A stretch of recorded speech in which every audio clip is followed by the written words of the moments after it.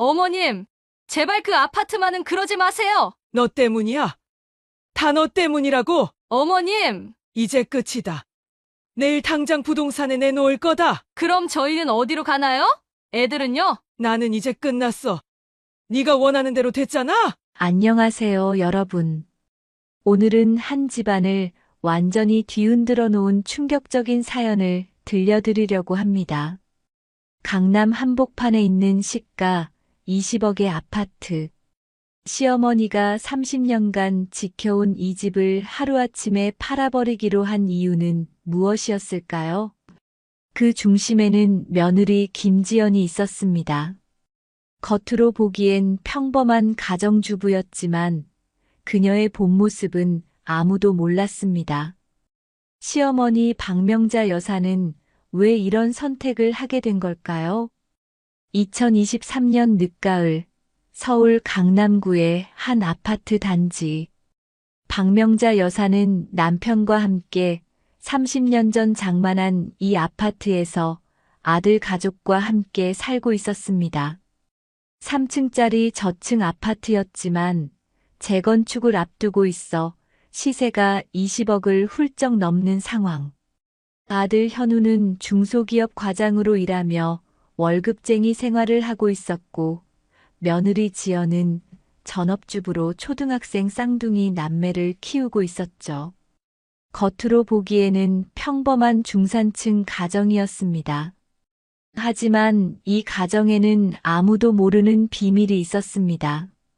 어머님, 제가 어떻게 하면 될까요? 지연아, 너는 우리 며느리가 된 지 10년이 넘었잖니. 전 정말 최선을 다하고 있어요. 매일 아침 지연은 시어머니에게 공손하게 인사를 했습니다. 하지만 그녀의 눈빛은 차가웠죠. 시어머니 박명자 여사는 며느리의 그 눈빛이 늘 불편했습니다. 실은 박명자 여사에게는 큰 걱정거리가 있었습니다. 바로 며느리 지연의 과도한 사치와 외도 의심이었죠. 오늘도 백화점에 갔다 왔다고요? 카드값이 또 나왔는데. 현우야, 애들 학원비도 있고 내가 알바도 시작했잖아. 알바는 무슨? 친구들 만나러 다니면서 쇼핑하고 카페 가는 게 다잖아. 현우는 아내의 소비 습관을 잘 알고 있었지만 막상 티격태격하다가도 지연의 교묘한 변명에 넘어가고 말았습니다. 여보, 미안해요. 앞으로는 조심할게요. 그동안 스트레스 받아서 그랬나 봐요. 지연의 달콤한 말에 현우는 매번 넘어갔지만 카드 빚은 눈덩이처럼 불어나고 있었습니다. 시어머니 박명자 여사는 이 모든 것을 지켜보며 속이 타들어갔죠. 어느 날 박명자 여사는 충격적인 사실을 알게 됩니다. 며느리 지연이 자주 드나든다는 카페에서 젊은 남자와 만나는 장면을 목격한 것이죠. 어제 청담동에서 누굴 만났니? 네. 전 어제 집에만 있었는데요. 거짓말하지 마. 다 봤어. 지연의 얼굴이 창백해졌습니다.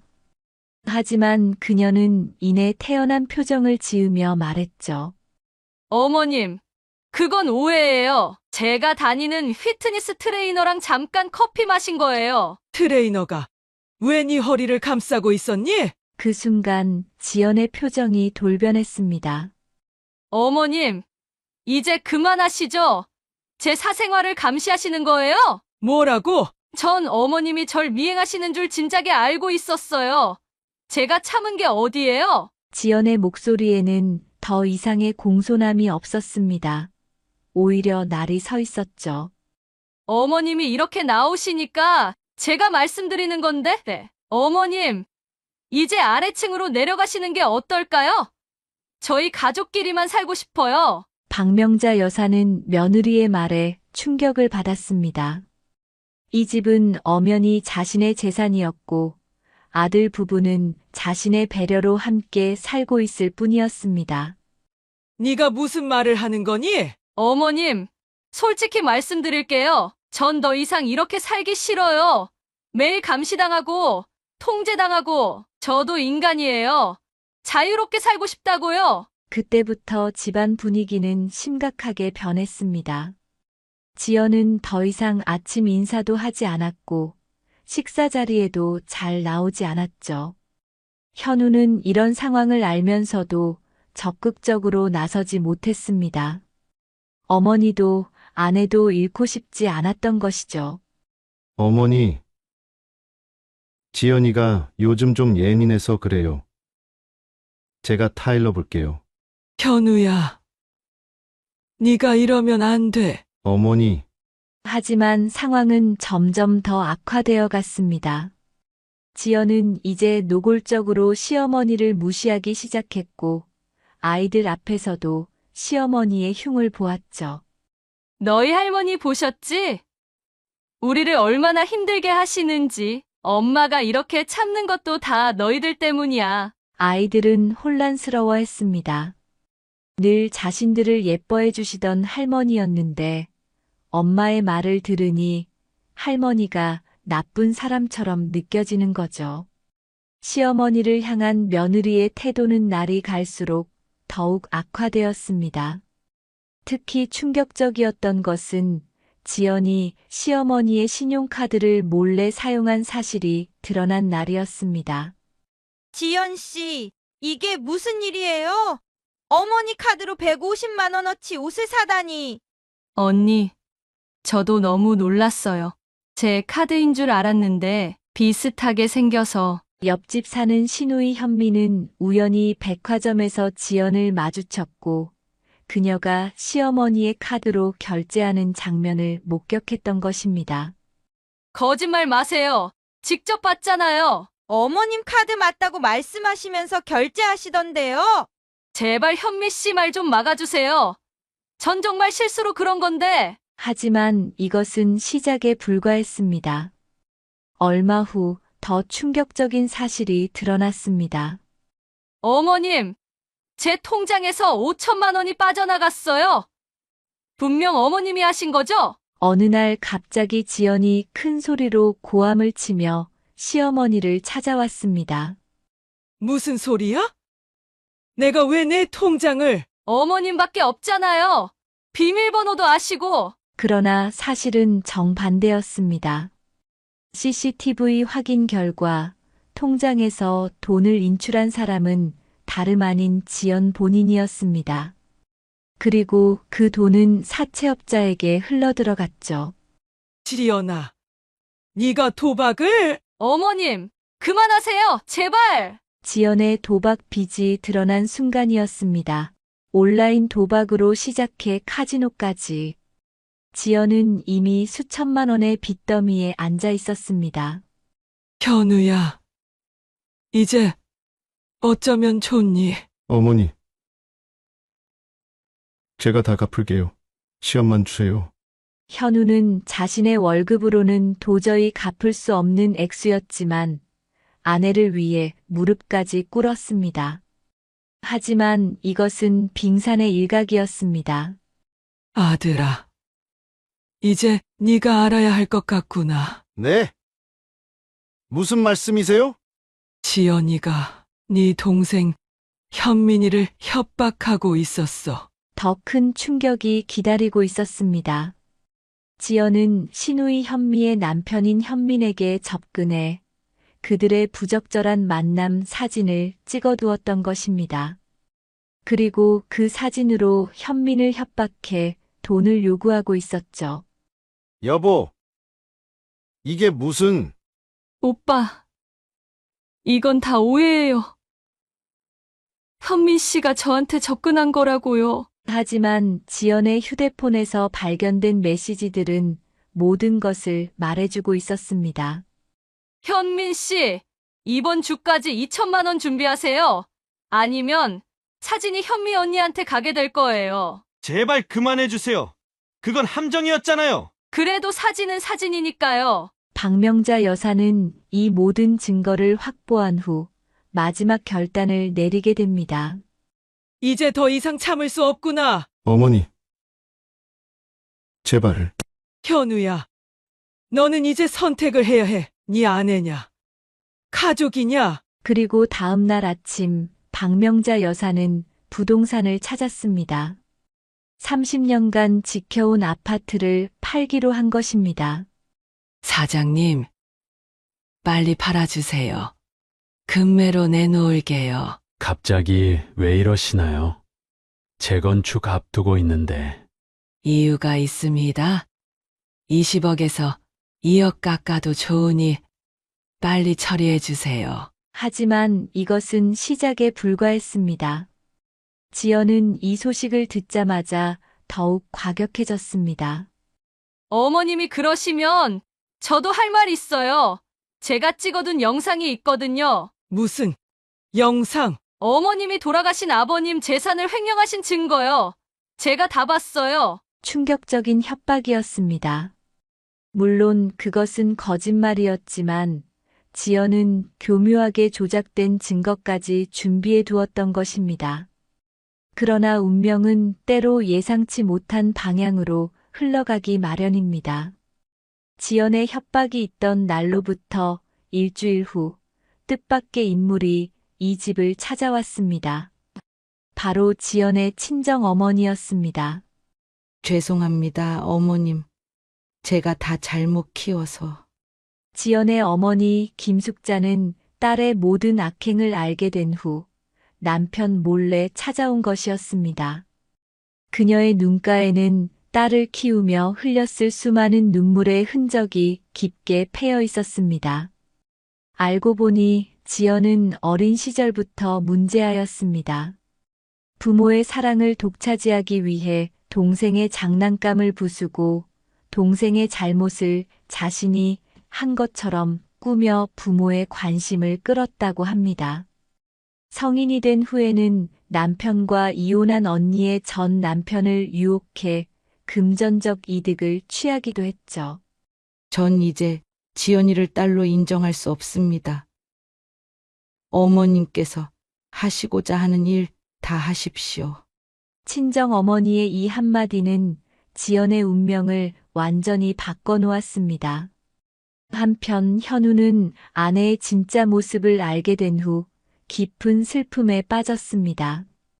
직장에서도 실수가 잦아져 결국 휴직을 신청할 수밖에 없었죠. 그는 매일 밤 소주를 마시며 자신의 우둔함을 자책했습니다. 아들아, 이제 그만 마시렴. 어머니, 전 정말 바보였죠? 처음부터.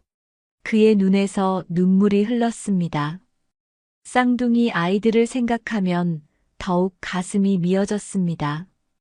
어느 날 큰아이 민서가 물었습니다. 아빠, 우리가 이사 가면 학교는 어떻게 해요? 친구들이랑 헤어져야 해요? 아이의 순수한 물음에 현우는 아무 말도 할 수 없었습니다. 다만 아이를 꼭 안아줄 수밖에 없었죠.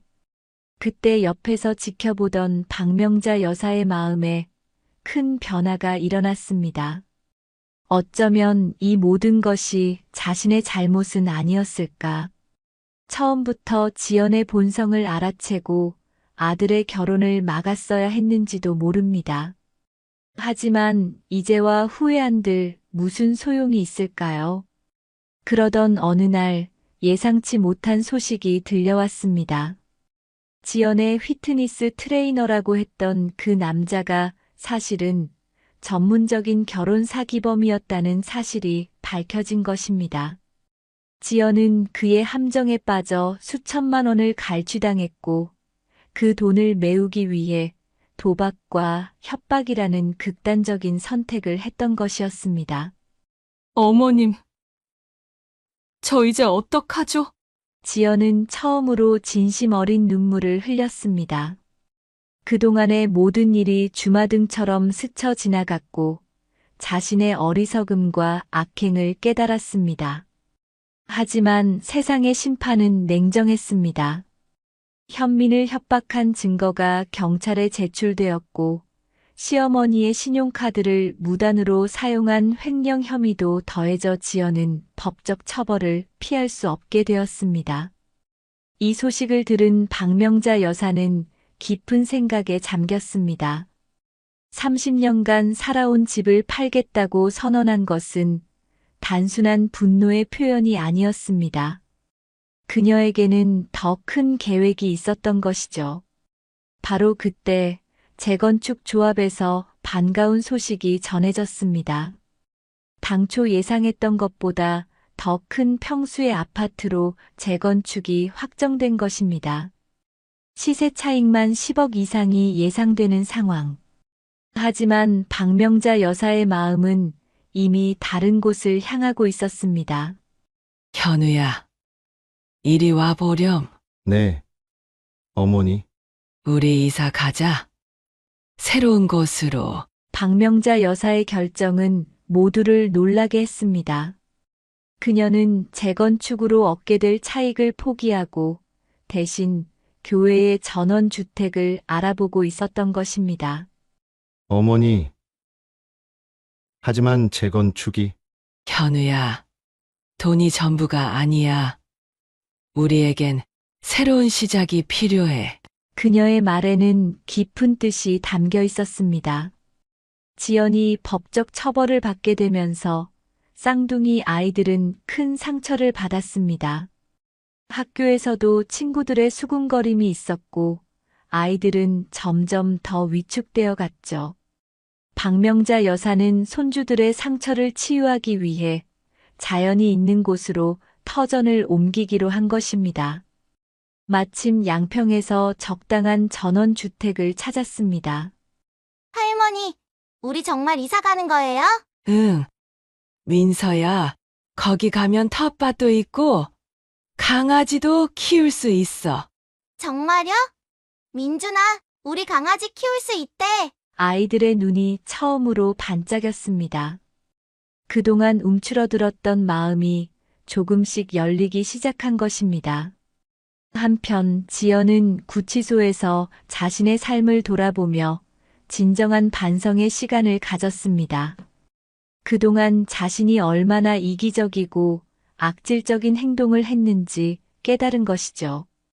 특히 아이들 앞에서 할머니의 험담을 했던 것이 가장 큰 후회로 남았습니다. 면회 왔습니다. 예상치 못한 시어머니의 방문에 지연은 놀랐습니다. 박명자 여사는 조용히 말을 꺼냈습니다. 지연아, 난 네가 미워. 하지만 네가 우리 손주들의 엄마라는 사실은 변함이 없어. 시어머니의 말에 지연은 눈물을 흘렸습니다. 처음으로 진심 어린 사과가 나왔습니다. 정말 죄송합니다. 어머님.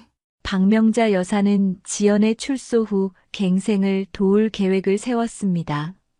물론 현우와의 관계는 회복이 불가능했지만 아이들의 엄마로서 최소한의 역할은 할 수 있게 하려는 배려였습니다. 양평의 전원주택으로 이사한 후 가족들의 삶은 조금씩 변화했습니다. 현우는 새로운 직장을 구했고 아이들은 자연 속에서 건강하게 자라기 시작했습니다. 특히 놀라운 변화는 박명자 여사에게서 일어났습니다. 그녀는 텃밭을 가꾸며 이웃들과 소소한 일상을 나누었고 주말이면 시장에서 직접 기른 채소를 팔기도 했습니다. 그렇게 번 돈으로 아이들의 학원비를 보태주었죠. 할머니가 키운 상추래요. 우와, 민준이 할머니가 농사도 지세요? 아이들은 학교에서 자랑스럽게 할머니 이야기를 했습니다. 더 이상 부끄러워하거나 위축되지 않았죠. 1년 후 지연이 출소했습니다. 그녀는 가족들에게 편지를 보냈습니다. 어머님, 현우 오빠, 그리고 우리 아이들에게 제가 저지른 잘못은 평생 잊지 못할 것입니다. 이제는 멀리서라도 아이들이 바르게 자라는 모습을 지켜보고 싶습니다. 그동안 정말 죄송했습니다. 박명자 여사는 손주들과 함께 텃밭에서 키운 채소를 조금 담아 지연의 원룸으로 보냈습니다. 용서는 아직 이르지만 아이들의 엄마로서 새 출발하기를 바라는 마음을 담아서 할머니, 우리 엄마한테 보내는 거예요?